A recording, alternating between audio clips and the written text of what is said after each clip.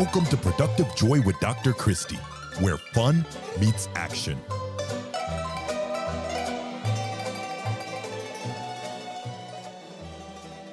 Hi, friends. Welcome to Productive Joy. We have another fabulous guest with us today, and we are going to have so much fun together. But before we jump right in, I need you to follow this podcast. You might get tired of hearing me say it, but the reality is you're not following yet, and I need you to, because that's how you find out about wonderful guests like Dr. Elizabeth Moran.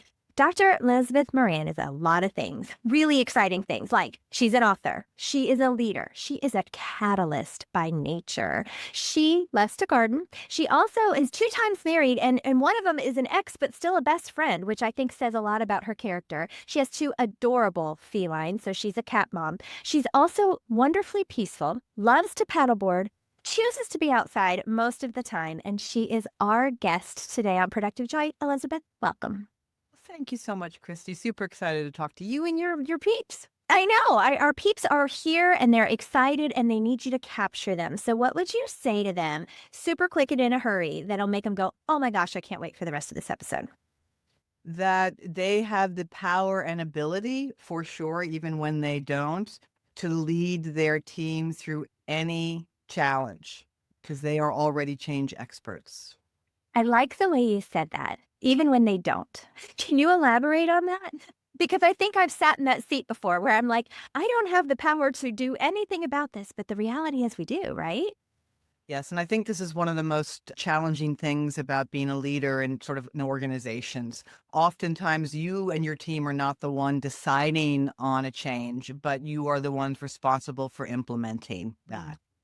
I think so many of my clients right now, they are tired. There's a number of changes, not only in their organization, but then we think life, personally.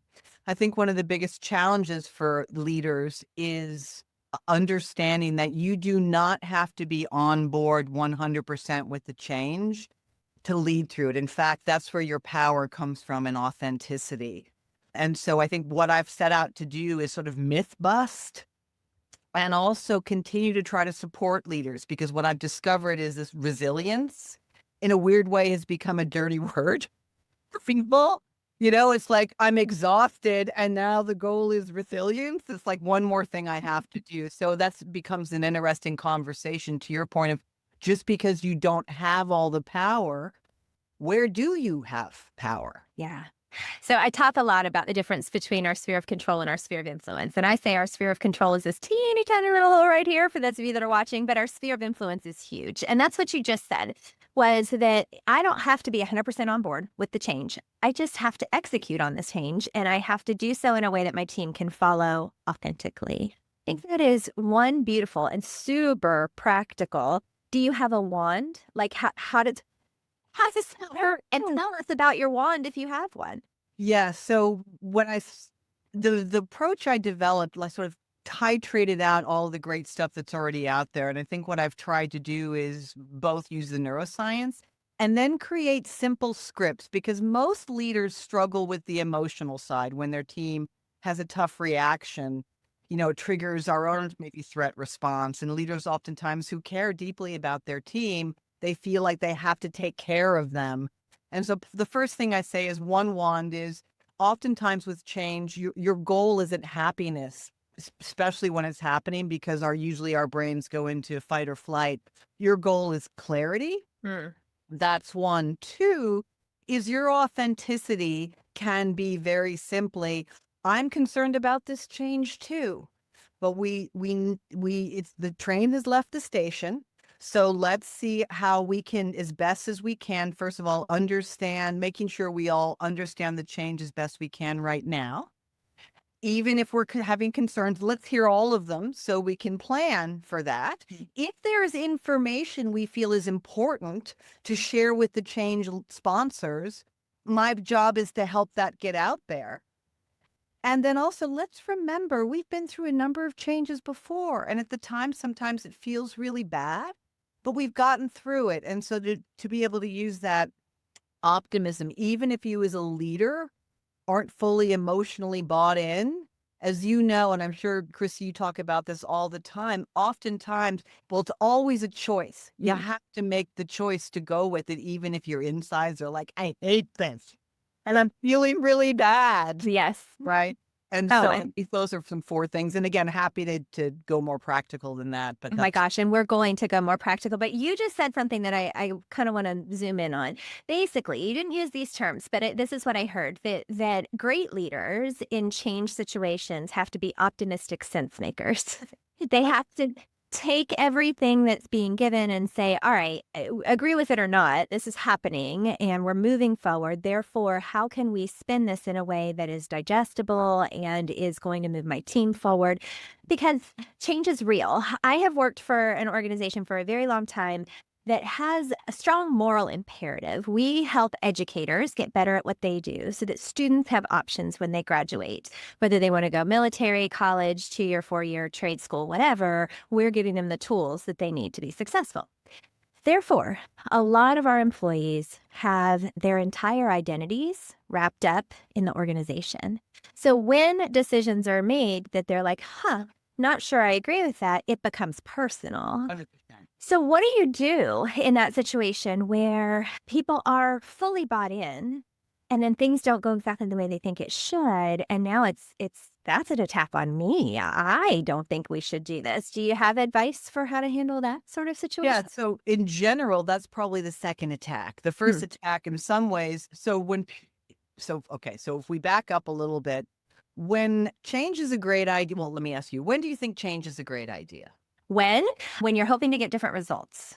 Yes. So that's where I go to. And my mentor was like, no, change is a great idea when it's your idea. Right. So the first thing is, right. So that's the first thing. And even when change is your own idea, it is difficult. Why is it difficult? So it's even harder if it is not our idea, because the first thing we say is what's going to happen to us. Right. That is hardwired. We have this thing called negativity bias, which negativity bias is so powerful that when anything gets introduced, we immediately, and it's subconscious, right, call up all the things that could be bad. Yeah. So the first thing is to remember that is going to be a normal response. Your own resistance, your own concern, and then your team's. So the first thing is, can you not look at resistance, as it's normal, right? It can be frustrating, but it is normal. I think that's one of the first things to remember. And then when you think about the negativity bias, it is in that moment, and this is what I think is so hard for people, especially as you said, I'm feeling attacked, I'm feeling like I'm losing something. It is paying attention to that and honoring that, but then trying to, when you can, make the choice to reframe. And again, I know this stuff, and even me, many times when something happens that's out of my control, I go into fear. And sometimes it just takes me 48 hours. I get angry usually first. Then sometimes I get super sad and I have to cry. And then I need to, reframe and then be able to say, okay, what feels authentic? So authentic is not, oh my gosh, this is going to be great. Authentic is, look, at this moment, I'm afraid, I'm concerned, I'm losing something, even if it's a mastery of something that I used to be really good at and not beginner again.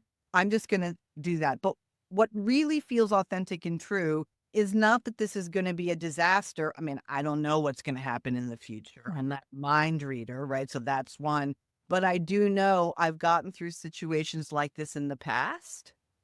So what can I do now not to spiral? And that could be, again, you need the self-awareness piece first, even if that happens later, to notice how you're feeling, and then being able to pause and say, well, what's really the truth here? I don't know what's going to happen. I'm upset about this. I'm losing something. Okay, fair enough. And then I do ask people like, look, there may be some changes you can't get on board with. That is okay. Either you or your people. You don't want to necessarily go there first, but you want to say, okay, what specifically is it that I'm either losing or I'm concerned about? And then, for instance, in the book, I call that your first reaction wisdom, right? There are many common, perfectly reasonable reasons why people resist change. Usually when it's our resistance, we have an easier time with it than somebody else's, especially if we're on board. But then it's like, okay, how do I just look at resistance as simply concerns that haven't been addressed yet? because it's very hard to stay in be in anger or frustration and curiosity. Mm. So I gave you a bunch of stuff there, and I don't know if that answers, but ultimately it's where am I at? How am I feeling about this? What's actually a fact? What's actually true? And is there a more empowering perspective that will just get me a little bit further? Yeah. Yeah. Oh, you just said so many brilliant things. I don't even really know where to start, other than I'm adding an adjective to the beginning of my optimistic sense maker that you said. I think it's a cautiously or carefully, or maybe it's even, well, I'm going to go with cautiously optimistic sense maker, where you're not just jumping in with both feet. You are recognizing, hey, change is big and change is hard and change isn't necessarily easy. And the steps towards change can be simple, right? Simple and easy, not the same thing. But what you've done is you've created a simple way, a repeatable way that people can attack the change. So you did that in your book called Forward, right? So Right. tell us a little bit about this book. And if I were to pick it up and hold it in my hands, tell me what I would learn. So I love the way we said sort of the magic wand. So I think there's a couple things. One is when I was thinking about who's the audience for this. So I spent most of my life in corporate and struggling alongside leaders that were trying to do this, and most of them just off the side of their desk. So my goal was, how do I take this amorphous concept called change management and simplify it as much as possible? So whilst the project aspects of change are important, most team leaders are dealing with the emotional impact. So this book that I wrote was, first of all, please don't write a 300-page book. That's going to be exhausting for me. Like, I please don't do that. Use a bullet point. Okay. Like, just like, please, like, I'll poke my eye out if it's right. Did you read my book clearly? Because I followed all those same rules. It's exactly right. But that's helpful. The third thing I did was made sort of the neuroscience practical, because of what I found is if people were more empathic and intuitive by nature, that how people react to change, it was like, yeah, duh. But the people who have more of an engineering or analytical mindset, I think the neuroscience helps them understand what the emotional power of that emotional piece is and if they can harness that. And the other thing that I did was I created scripts. So for instance, here are the 4 toughest questions you might get from your team around change. And then I've created scripts. Most of it is when leaders are confronted with a tough question, they go into a little fight or flight. Maybe they're remembering what all those HR and legal trainings and what I can and can't say. What I do is just help them to take pause. You don't have to answer anything. So the script is, we start off with, oh, that's a good question. I think I understand why you're asking it, but can you tell me more? Or it seems like you're upset about this change. I think I understand why, but can you tell me more? So you're always in that moment overriding. You're like, oh, if someone's really upset, I've got to like take care of it. No, you don't. You're actually, if you can get into the habit and just take a deep breath and say, yeah, wow, that's tough. And I'm, happy to tell a story about that. But I think that's what makes it powerful for people, that is actually really practical. That's at least what I hear from people who are using the book like a field guide. That's wonderful. So you took the geeky, nerdy, neuroscience-y stuff and you made it accessible to all. Totally. Like the Neuroscience 5 concept, it's 11 pages and it's basically like, here's the concept. Here's what this means for you as a change leader. So it was always with the practical, and hopefully it's funny. There's parts of I think it's funny sometimes. Yeah. So in mine, I have a theme throughout. So I believe that you have to make every learning experience safe, logical, fun, and memorable. Okay.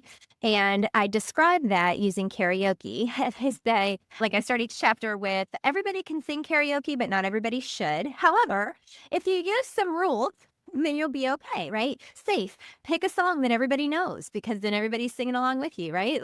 Logical. Do not pick a 9-minute Freebird. Like, that is going to last an eternity. Shrink that bad boy down, right? But the humor, right? The fun is what allows people to learn from you. I love that. Brene Brown is one of my all-time favorites. And yet I struggle to read her books, not because they're not brilliant and packed with information, but they're so dense with information that I'm like, but I could listen to her all day. So it sounds like, Elizabeth, because you're really fun to listen to, that you've put your personality into your book and you brought some of that superpower to the table. That's awesome. Yes, and I think like same with you when you show up like, I listen, I'm a real person. I struggle with this stuff too, and it's been interesting. I just did a session with a group in Philadelphia, and in all of the sessions, and it really, again, it's always very humbling to listen to what leaders are going through and to help them. I think one of my superpowers is in those moments when we're struggling. And I think you believe this too. I think I don't have any right to do this work with anybody unless I'm constantly doing it myself. So I feel 100%. like, right, one of the things I can do is try to give people the milestones or the steps, track them emotionally to talk about. I think here's where you're at. Here's what you might discover. So, for instance, I think a lot of people have difficulty when they hear the word positive psychology because I think they need to feel like, oh, I have to feel positive. That's success. It's like, that's great when that hurts, right? But so much of it is, okay, I hear about something, I feel bad. And personally or professionally, I'm not feeling good. Okay, I might then start to spiral or start to, imagine all the things that pop, because that's what my brain does. That's the instinct. Right. So at some point with awareness, I can realize that, okay, I'm doing it. And then it's trying to make a choice as best as you can. And usually in that moment, when I ask people who are terrified, let me hear, what are the words? What's that negative voice telling you? We talk about that specifically. And then I say, okay, I know you're feeling not great right now, clearly as evidenced by your words. But if you really, for a moment, I'm going to play back to your words. Is that actually honestly true right now? Right. So that to me is the authenticity and also the practicality. When people could say like, well, I know these words are expressing the degree of my pain, but they're not. Usually there's some type of, oh my gosh, there's some type of disaster or catastrophic thinking when it's like, well, that isn't happening now. Mm. And certainly if you get into a place where your job is at risk, which usually is that moment where most people are concerned and other people, because I say, look, even though your words may sound rational, when your ego is in charge, it's a very short leap from they're making a change. I'm not going to be good at it. I'm going to get fired. I'm destitute. I'm dead. Right. So with the ego, it's always a zero. It's always death. And when you can pull back a little bit and say, well, I know I feel bad. I'm losing this. Fair enough. Yeah.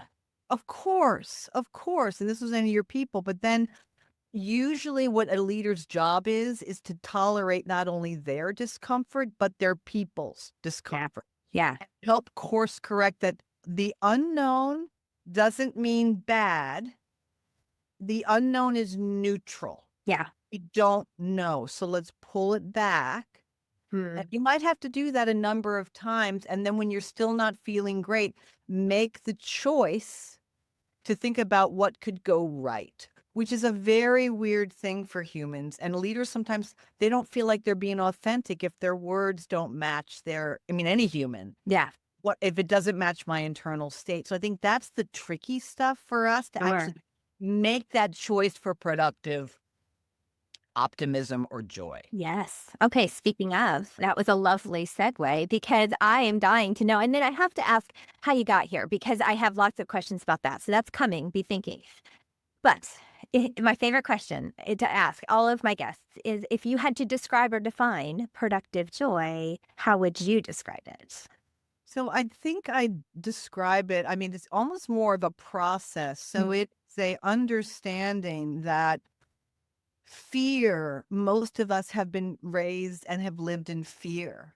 And so to me, productive joy is that moment when you have some awareness that, wait a second, I'm spending so much of my time worrying about what could go wrong.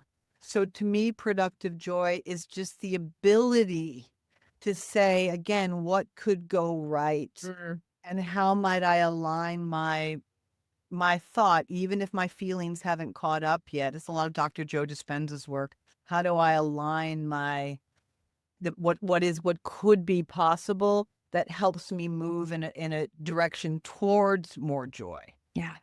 Yeah, because it's not a place you arrive, right? Like you don't arrive and now, okay, I don't have to do anything to work on this anymore. It's a process and It's constant. yes, and a It can daily depend on the phase that you're going through. You might be going through a lot of challenges process. and you're tired and all of this stuff is happening. And again, productive joy just becomes one more way for your ego to beat you up. Yeah. To say you're not doing it right. Like one of my most favorite things with this is Mark Twain. I'm not going to say it exactly right? Which like there's been many terrible things in my life, most of which have never happened. And when we realize that's the negativity bias, that's what 3 times more psychological weight is. The point with optimism is not that you ignore challenges. That's where I really had to understand it myself. It's not acting like bad things aren't there or could happen. That is all you're trying to do is free your brain a bit and your people's brain that could be stuck in fear. And it simply is, yes, and certainly we can talk about all the things we're concerned about.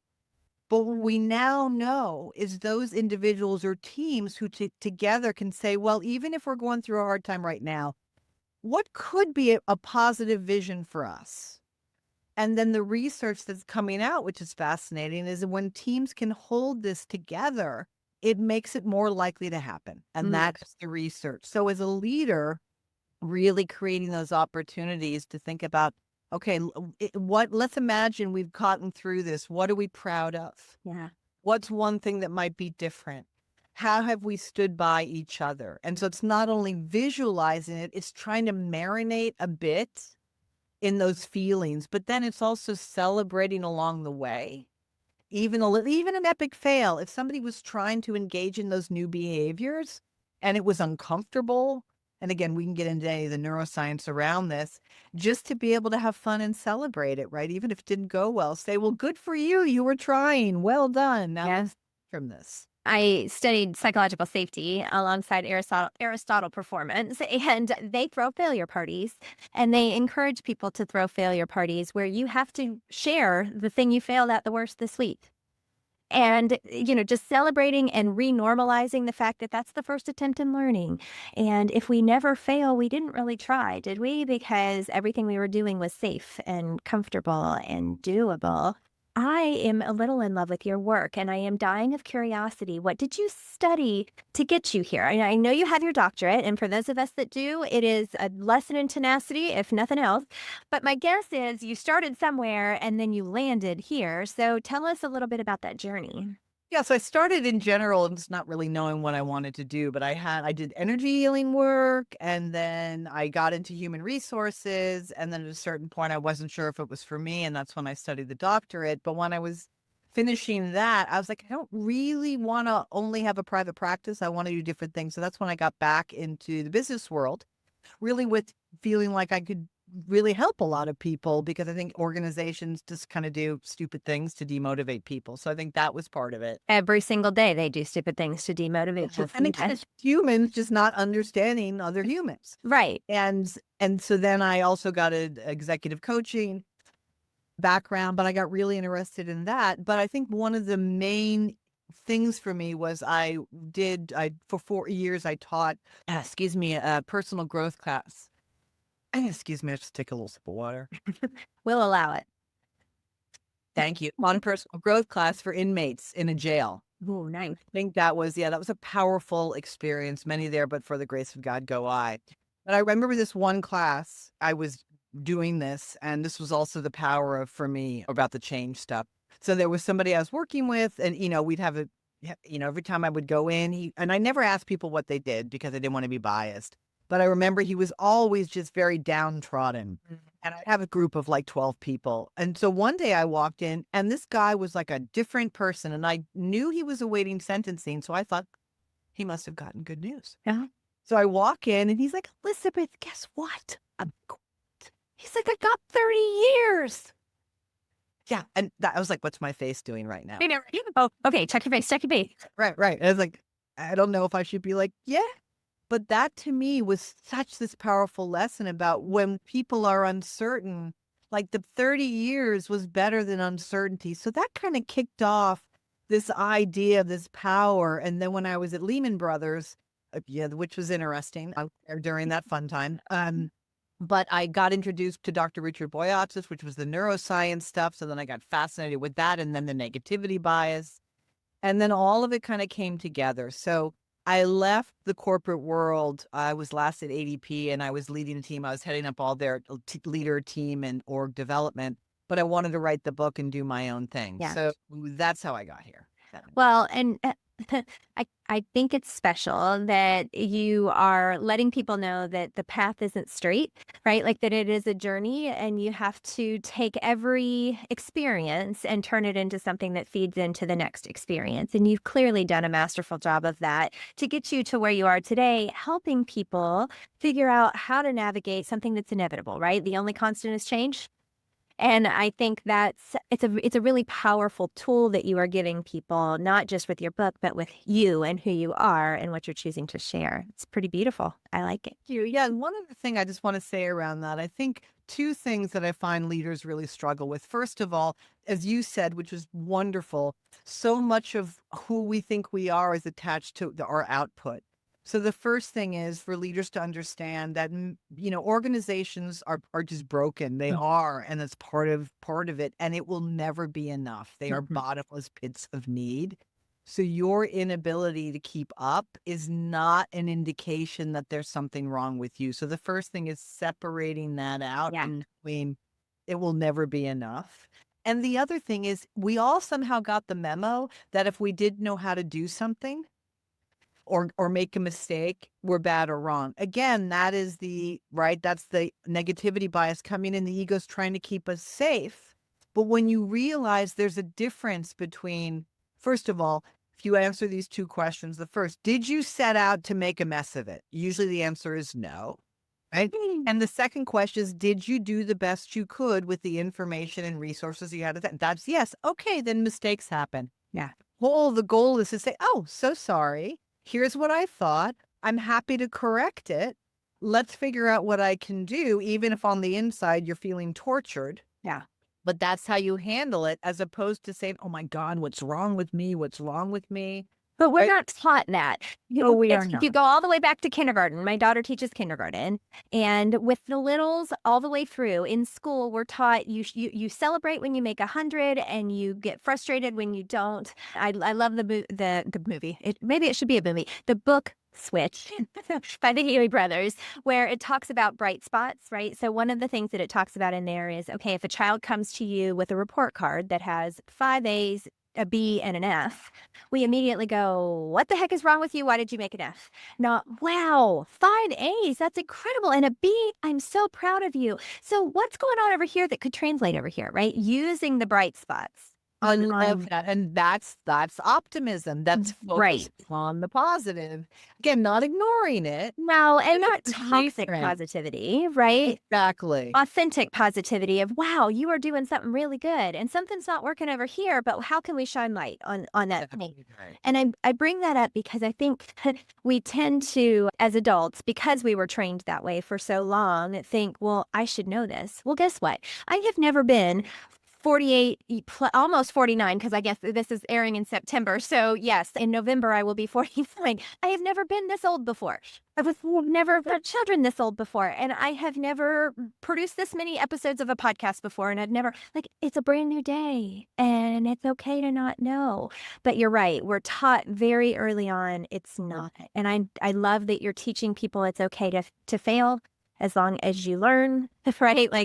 Is that I think people see practical things that feel to help them get a different perspective. And so again, this is why I think your work is really important. It's being practical about, that is uncomfortable. I am feeling some shame or some embarrassment. Okay, let me just pause there. Wait a minute for a second. My ego to grab it, right? Because it will. That's the 3 times more psychological weight. So it's okay. But that is, we're developing. So many people now are developing, because not doing that is what leads to burnout, and really that's what we're trying to avoid. Yeah, and you do not have to believe everything you think, right? So it's okay to have the thought and then let go of the thought. You do not have to hold said thought. Oh, Elizabeth, how would people find you? What's the best way for them to get a little more of Dr. Moran in their life? So if they would like to, certainly connect with me on LinkedIn. It's Dr. Moran. If you want to, I think I can happy to Yes. share the link there. And then the book. And again, if people connect with me on LinkedIn and they buy a copy of the book, they can reference they heard me on your podcast, and I'm happy to give them free access to the audiobook. Oh my gosh, what a great deal that is. All right, friends, you heard it here. Now tell them, because I love it, tell them the whole title of your book, because yes, it's called Forward, but Yes, the book is called Forward, Leading Your Team Through Change. which is the part that we really need. Like there's not a person on the planet who doesn't. Yeah, So it's a pretty simple read. Well, but simple doesn't mean you'd be. It's a pretty easy and simple read. I mean, Well, but the idea being these are things that the adoption, right. the practice. Yeah, the using of the practice. That's the part that people have to work for. And it's worth it, right? Like, so when I tried to make it as easy, like did a lot of that heavy lifting, so they just be like, oh, you're just still there, right? Like, I like the word titrate, although I hated organic chemistry when I had to titrate. And so it brought back some horror, PTSD. But I guess Dr. Beard and I, that man, yeah, organic chemistry, I think, was written by Satan himself, but that's a whole different pie. Failed physics for the non-scientists. Right, exactly. This has been so much fun. I do have some rapid fire questions for you. Are you willing? I am willing. Oh, your answers are going to be excellent. I can't wait. What is your definition of fun? Oh, God. Peace, like being alone. In nature, probably. I love that. Oh, in nature. Yeah, you did mention you like to be outside. Okay. How do you know that you're showing up as your authentic self? Sometimes when I'm a little uncomfortable, when I'm feeling sort of a little raw, and a part of me is like, should I be saying this? But I'm like, I'm going to say it. I love that. And what's interesting to me is I get both answers. I get when I am totally comfortable, I'm being authentic, and then when I'm not, and I think it's about circumstance, right? Like where I'm doing it, right? If I'm completely myself with my family, that's easy. But if I'm doing that in front of 200 people, it's a little more like, oh, I said that out loud. Oops. How do you channel your best self on your worst days?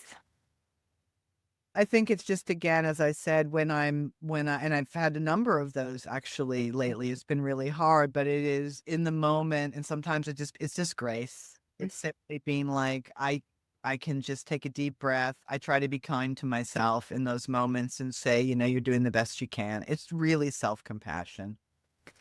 Why is that so hard? Really gets me going. That's the negativity bias I'm telling you. Yeah, it is. Well, and I am much more compassionate towards others than I ever am myself. And I think, it goes back to worth. There are lots of things. We don't have that kind of time today, Elizabeth, but if we did, I guarantee we could dance You're down the road. absolutely right. You're absolutely right. So many things. Okay, last question. Tough question.